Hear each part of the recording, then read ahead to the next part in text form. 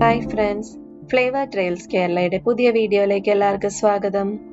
ഇന്നത്തെ നമ്മുടെ വീഡിയോ വളരെ എളുപ്പത്തിൽ എല്ലാവർക്കും ഉണ്ടാക്കാൻ പറ്റുന്ന ഒരു റെസിപ്പിയാണ് കടച്ചക്ക വറുത്തരച്ച കറി.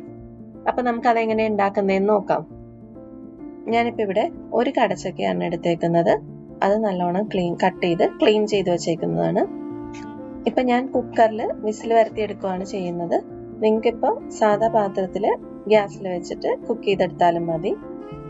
ഇതിലേക്ക് നമുക്ക് 1/4 ടീസ്പൂൺ അളവിൽ മഞ്ഞൾപ്പൊടി ഇട്ട് കൊടുക്കാം, ആവശ്യത്തിന് ഉപ്പ്,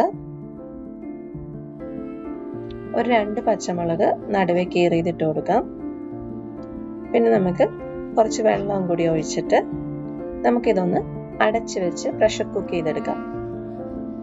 ഒരു 2 വിസിൽ വരുന്നത് വരെ നമുക്കൊന്ന് വെയിറ്റ് ചെയ്യാം.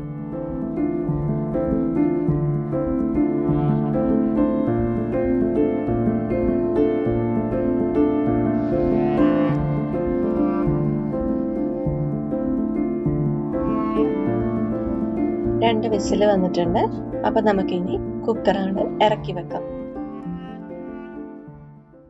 ഇനി നമുക്ക് തേങ്ങ വറക്കുന്നതിന് വേണ്ടിയിട്ട് ഒരു പാൻ ചൂടാക്കാനായിട്ട് വെക്കാം. പാൻ നല്ലോണം ചൂടായി വന്നിട്ടുണ്ട്. ഇനി നമുക്കിതിലേക്ക് തേങ്ങയും കുറച്ച് കുരുമുളക്, ഒരു 2 അല്ലി വെളുത്തുള്ളി, ഒരു 3 ചെറിയ ഉള്ളിയും കൂടി ഇട്ടിട്ട് നമുക്കിത് നല്ലോണം ഒന്ന് വറുത്തെടുക്കാം. ഒരു ഗോൾഡൻ ബ്രൗൺ ആവുന്നത് വരെ ഇതൊന്ന് നമുക്ക് മൂപ്പിച്ചെടുക്കാം. തേങ്ങയുടെ കളറെല്ലാം മാറി വരുന്നുണ്ട്. ഇനി നമുക്കിതിലേക്ക് കുറച്ച് കറിവേപ്പില ഇട്ട് കൊടുക്കാം. ഇനി നമുക്കിതിലേക്ക് കുറച്ച് വെളിച്ചെണ്ണ ഒഴിച്ചു കൊടുക്കാം. വെളിച്ചെണ്ണ കൂടി ഒഴിച്ചിട്ട് നമുക്കിതൊന്ന് നല്ലോണം ഗോൾഡൻ ബ്രൗൺ ആവുന്നത് വരെ ഒന്ന് മൂപ്പിച്ചെടുക്കാം. നല്ല ഗോൾഡൻ ബ്രൗൺ ആയതിനു ശേഷം നമുക്കിതിലേക്ക് പൊടികൾ ആഡ് ചെയ്ത് കൊടുക്കാം. തേങ്ങയെല്ലാം മൂത്ത് വന്നിട്ടുണ്ട്. ഇതിലേക്ക് നമുക്ക് പൊടികൾ ഇട്ട് കൊടുക്കാം. ഇവിടെ 1/4 ടീസ്പൂൺ അളവിൽ മഞ്ഞൾപ്പൊടി, 1 ടീസ്പൂൺ മല്ലിപ്പൊടിയും, ഒരു 1/4 ടീസ്പൂൺ മുളക് പൊടിയാണ് ഞാൻ ഇട്ടേക്കുന്നത്. നിങ്ങൾക്ക് ഇപ്പോൾ എരിവിനനുസരിച്ച് മുളക് പൊടിയിൽ മാറ്റം വരുത്താം. ഇതിന്റെ പച്ചമണം എല്ലാം മാറുന്നത് വരെ നമുക്കൊന്ന് ചൂടാക്കി കൊടുക്കാം. അതിനുശേഷം ഫ്ലെയിം ഓഫ് ചെയ്തിട്ട് ചൂടാറാനായിട്ട് മാറ്റി വയ്ക്കാം. ചൂടാറിയതിനു ശേഷം നമുക്കിതൊന്ന് അരച്ചെടുക്കാം. നമ്മൾ കുറച്ച് വെള്ളം ഒഴിച്ചിട്ട് അരച്ചെടുത്തതാണിത്.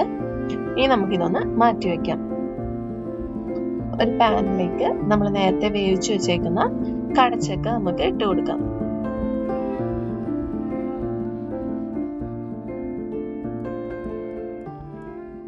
ഇതിലേക്ക് നമുക്ക് നേരത്തെ അരച്ചു വെച്ചേക്കുന്ന അരപ്പിട്ട് കൊടുക്കാം.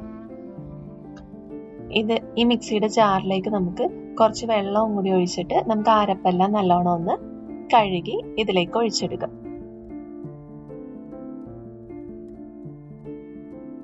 ഇനി നമുക്കിതൊന്ന് തിളപ്പിച്ചെടുക്കാം. ഈ സമയം നമുക്ക് ഉപ്പൊന്ന് ടേസ്റ്റ് ചെയ്ത് നോക്കാം. ഉപ്പ് കുറവാണെന്നുണ്ടെങ്കിൽ ഉപ്പ് നമുക്ക് ആഡ് ചെയ്ത് കൊടുക്കാം. എനിക്കിപ്പോൾ ഇവിടെ ഉപ്പ് കുറവായതുകൊണ്ട് ഞാൻ കുറച്ച് ഉപ്പും കൂടി ഇട്ട് കൊടുക്കുന്നുണ്ട്. കറിയെല്ലാം നല്ലോണം തിളച്ച് വന്നിട്ടുണ്ട്. ഇത് നമുക്ക് കുറച്ച് നേരവും കൂടി ഒന്ന് തിളപ്പിച്ചെടുക്കാം.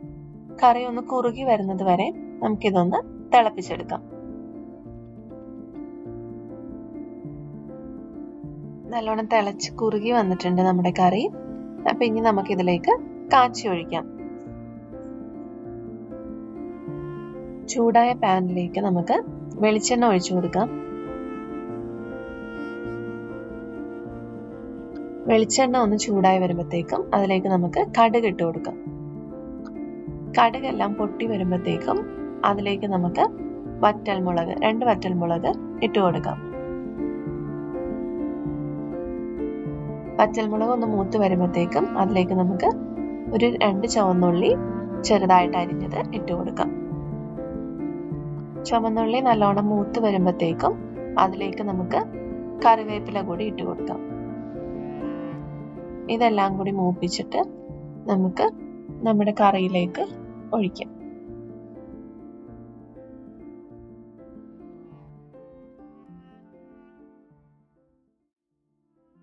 അപ്പൊ നമ്മുടെ വറുത്തരച്ച കടച്ചക്ക കറി ഇവിടെ റെഡി ആയിട്ടുണ്ട്. എല്ലാവർക്കും വളരെ എളുപ്പത്തിൽ ഉണ്ടാക്കാൻ പറ്റുന്ന ഒരു റെസിപ്പിയാണിത്. ഇതിന്റെ കൂടെ നമ്മൾ ചെമ്മീൻ കൂടി ഇടുന്നതാണെങ്കിൽ കുറച്ചുകൂടി ടേസ്റ്റ് കൂടുതലായിരിക്കും. ഇവിടെ ഇന്നിപ്പോൾ ചെമ്മീൻ ഇല്ലാത്തതുകൊണ്ടാണ് ഞാനിപ്പോൾ ഇടാഞ്ഞത്.